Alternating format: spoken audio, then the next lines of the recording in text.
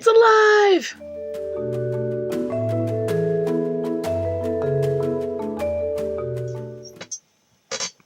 My chair's really squeaky. Okay. Well, I'm not dead. I'm here. I'm alive. I'm well. I'm just... Anyways, I'm alive. I'm here. It's awesome. I'm making a video for the first time in like a million years. Yeah, I haven't made a video in a while. I just kind of had too many ideas. I didn't know what to make a video about. I couldn't focus. I was getting involved in a lot of different projects all at once, and it was very crazy. But I'm back, and I promise not to disappear like that again, unless something really bad happens. Anyway, I'm trying to say anyway instead of anyways, because I guess that's a thing. I never cared that much before, but I keep hearing people correcting it, so I am trying to improve my grammar. Super duper. Now I'm going to do the YouTube survey, because that seemed like a good way to get back in the saddle. Are you ready? Are you ready for the YouTube survey? I'm gonna go get my glasses. Question number 1. Tell us about your first kiss. Well, that's easy. It hasn't happened. I'm that girl. I've never been kissed. Just hasn't come up. Yeah. Super. What is the most expensive item of casual clothing you have ever bought? For me, my wardrobe is kind of an investment. I tend to spend a little bit more on my clothing just on a regular basis because I wear it until it falls apart. So I don't really know what the most expensive... Ooh, I know. Okay. I don't really know if it counts as casual because it's kind of fancy and it doesn't go with the shirt that I'm wearing. This jacket, it's kind of dressy. It's missing a button. I need to sew that back on. But this is probably the most expensive piece of clothing I currently own. But the fun thing, and this is my favorite thing when I shop, it's technically the highest value item, but I got it for half off. And actually, my mom got it for half off. Question number 3. What is the first job you ever wanted to have as a kid? Well, if you think I'm kind of a loony adult, I was an even weirder child. I was convinced for years, like well into middle school, I'm gonna say. So I was like 12 before I let go of this dream.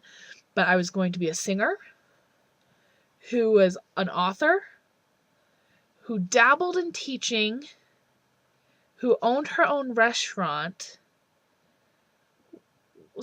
and then I had like this whole other life. Like that was like my free time stuff. For my career, I was going to be a police detective who later became an FBI agent, who later became president. Oh, and I was going to own my own restaurant. That was the thing. As well as being a full-time mom. Yeah, I was determined to do all of those things. And, when I was younger, I think I threw cowgirl in there. I wanted to be a cowgirl really bad. Even though I've only ridden a horse like twice in my entire life. I would literally, like when I was going through my cowgirl phase, I would literally walk around my house constantly, dressed in my little cowgirl outfit that my mom made me, singing The Yellow Rose of Texas.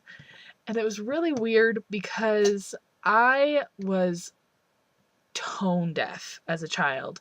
Just ridiculously tone deaf. I had to take piano lessons and be in an actual choir for a couple years before I finally grasped the concept of pitch.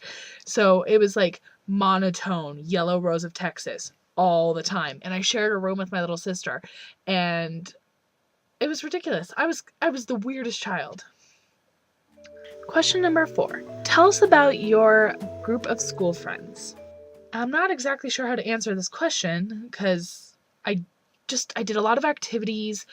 In high school, I just had lots of different little groups of friends. I guess my main group of friends would be Brianne, who you've seen in videos, my friend Marshall, my friend Nate, and my sister. Those are probably the 4 people I spent the most time with,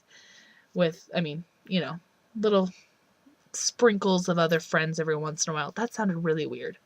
So I'd say in college, again, gun to my head, I'd have to say my 3 best friends would be Brienne, same Brienne from high school, Anthony, and Allison, who was my roommate. She lived with me, which is just awesome. She's basically a saint.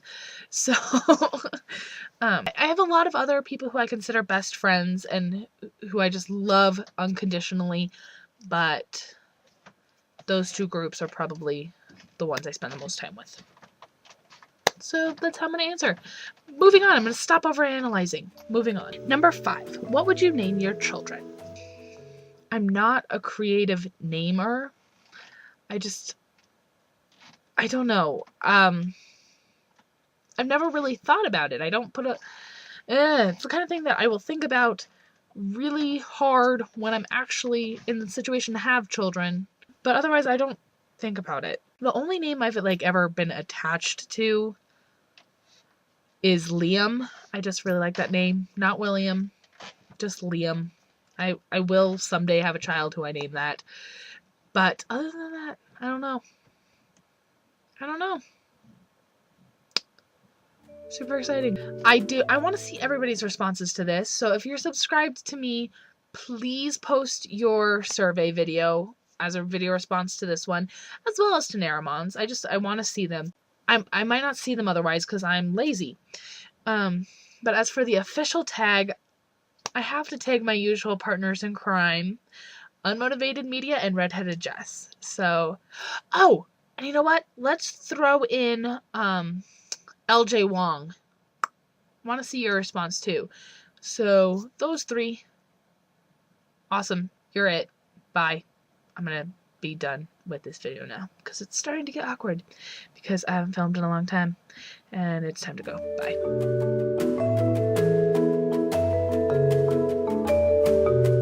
So, you know who you are and you know that I love you and you're my friends.